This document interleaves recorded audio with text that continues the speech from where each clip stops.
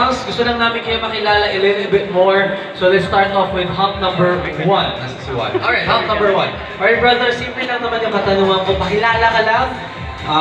Kumustahin mo ang iyong handler, pasalamatan mo yung mga manonood natin. And if you have any channels or social media pages that gusto mong i-promote, now is the perfect time. Alright brother, take it away.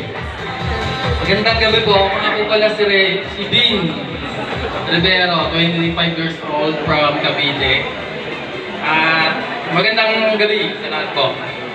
Thank you po sa nagpasok sa akin dito kay Nanay Nene. Maraming salamat po. Yun lang po. Thank you.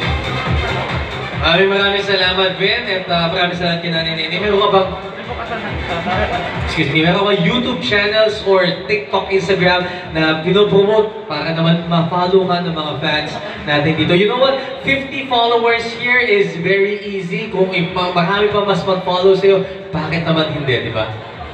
Sa ngayon po, wala po kasi low device lang po gamit ko. Walang problema, Ben, pero payo ko lang lagi sa mga kabataan tanda na kasi. Yun, gumawa kayo ng YouTube channels, YouTube page. Alam mo, madaming avenues talaga dyan. Way back before, sabi mo low device, share ko lang, mabilis lang. Si Rocky Salombides, isa sa mga tanyag na model sa Pilipinas, nag-model during the Versace Milan. I'm sure kilala mo siya, El. Alam niyo ba ginawa niya? Nag-picture lang siya sa 6600 phone niya dati, Nokia pa nun. Tapos pinadala lang niya sa mga iba-ibang modeling agencies abroad. At doon lang nagsimula. So never let anything be your hindrance. Pero yun talaga yung kwento ni Rocky. Yan.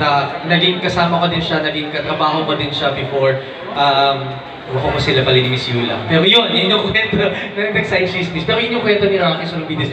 He was able to walk, siya yung nag-front line for Versace, if I'm not mistaken, or kung ano man yung big brand in Milan sa Europe during that time. So yun, kung gusto nyo, you guys have the height, you guys have the looks,